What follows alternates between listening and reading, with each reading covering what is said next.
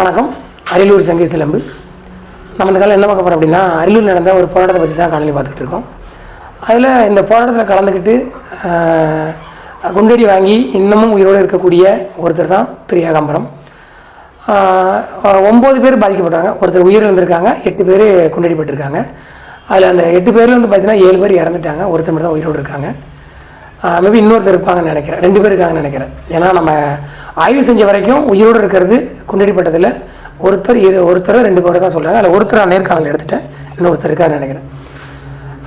இப்போ இதில் ஏகாம்பரம் அவர்கள் பதிவு செஞ்சது, நான் கேட்ட கேள்வி பதிவு செஞ்சதில் நிறைய விளக்கமாக சொல்கிறேன்.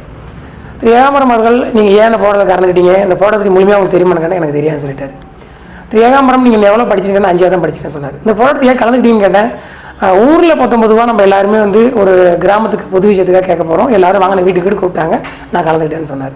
அப்போ அவர் வந்து ஒரு பெரிய போராளிலாம் கிடையாது, பெரிய போராட்ட பிரச்சனை பண்ணலாம் போனவர் கிடையாது. அவர் ஊரில் கூப்பிட்டாங்கன்னு போயிருக்காரு, ஒரு ஒற்றுமைக்காக போயிருக்காரு.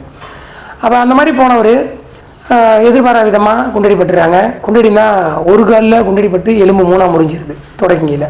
இன்னொரு காலில் அங்கே நிறைய அடிபட்டு மிதிப்பட்டு காலத்தில் தாக்கியதில் இன்னொரு கால் முட்டிங்கில் எலும்பு 2 உடஞ்சிருது. அப்போ அந்த எலும்பு உடஞ்ச காலை வந்து 1 மாதம் கட்டுப்போட்டு பார்த்துட்டாங்க, அந்த எலும்பு கூடவே இல்லை.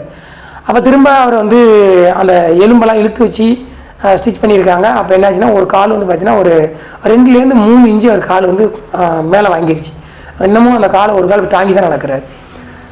அப்போ அவர் வந்து என்ன சொல்கிறார் அப்படின்னா, அடித்து அந்த கால் உடஞ்சப்போ கீழே வந்து மயங்கிட்டார், சுயநினைவே இல்லைன்னு சொல்கிறார்.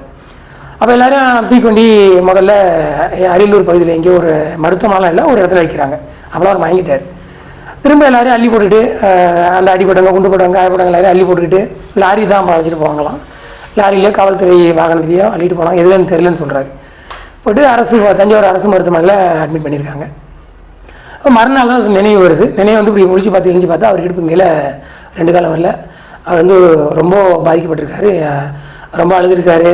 கிட்டத்தட்ட 1 வருஷம் வந்து அவர் அந்த படுக்கையிலே இருந்து முடியாது, நம்மளால் பிழைக்க முடியாதுன்னு நினச்சிருக்காரு.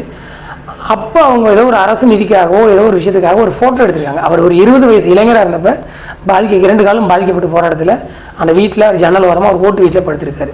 அந்த வீடு 35 வருஷமாக இன்னமும் அப்படியே தான் இருக்குது. அதே வீடு, அதே ஜன்னல், அதே இடத்துல ஒரு கட்டில் போட்டு உட்காந்து அவர்கிட்ட அந்த இடத்துல நான் காணொலி எடுத்தேன். அந்த புகைப்படத்தில் நான் வைக்கிறேன். அந்த மனிதர் வந்து பார்த்திங்கன்னா 35 வருஷம் ஒரு வயசாகி எந்த வருமானமும் இல்லாமல் அவங்க கிராமத்தில் சொல்லியிருக்காங்க, கிராம நிதியிலேருந்து நான் உங்களுக்கு பணம் தர்றேன், நிலம் தரேன் சொல்லியிருக்காங்க. அவர் ஏதோ பெருந்தமே எனக்கு வேணாம், அதெல்லாம் வேணாம், கிராமத்தில் எனக்கு எதாவது எனக்கு ஒன்று சொல்லி காட்டுவாங்க, தனிப்பட்ட முறையில் எனக்கு எதாவது பொருள் தானே கொடுங்கன்னு கேட்டிருக்காரு. எனக்கு என்ன பெரிய வருத்தம்னா, இந்த மாதிரி ஒரு புது விஷயத்துக்கு கலந்துக்கிட்டு அவர் பாதிக்கப்பட்டிருக்காரு, நம்ம கண்ணு முன்னாலே இருக்கார். அவரெலாம் நான் இவ்வளோ லேட்டாக சந்திச்சிருந்தால கொஞ்சம் வருத்தமாக இருக்குது. பக்கத்தில் இருக்கக்கூடிய மனிதர்கள், அந்த கோவிலூர் பள்ளிக்கூடத்தில் படித்து வேலைக்கு சென்ற நிறையா சம்பாதிக்கக்கூடிய இளைஞர்கள் யாராவது ஊருக்கு வந்தாங்க அப்படின்னா ரொம்ப கூச்சலாம் படாங்க, நிறைய போய் ஒரு பணமாக கொடுங்க. நான்லாம் போனேன், என்கிட்ட ஒரு சின்ன தொகை விட்டு கொடுத்துட்டு வந்துடுங்க அப்படின்னா நான் கேட்டு தான் கொடுத்தேன். ஐயா வேணான்னு சொல்லிடுறாங்கன்னு இல்லை, நான் கொடுங்க வாங்கிக்கிறேன்னு சொன்னார். அந்த மாதிரி அந்த கோவிலூர் பகுதிக்காகவும் சுற்றுவட்டார பகுதிக்காகவும் போராட்டத்தை போய் தான் அவர் நிலம் அந்த மாதிரி ஆகிடுச்சு.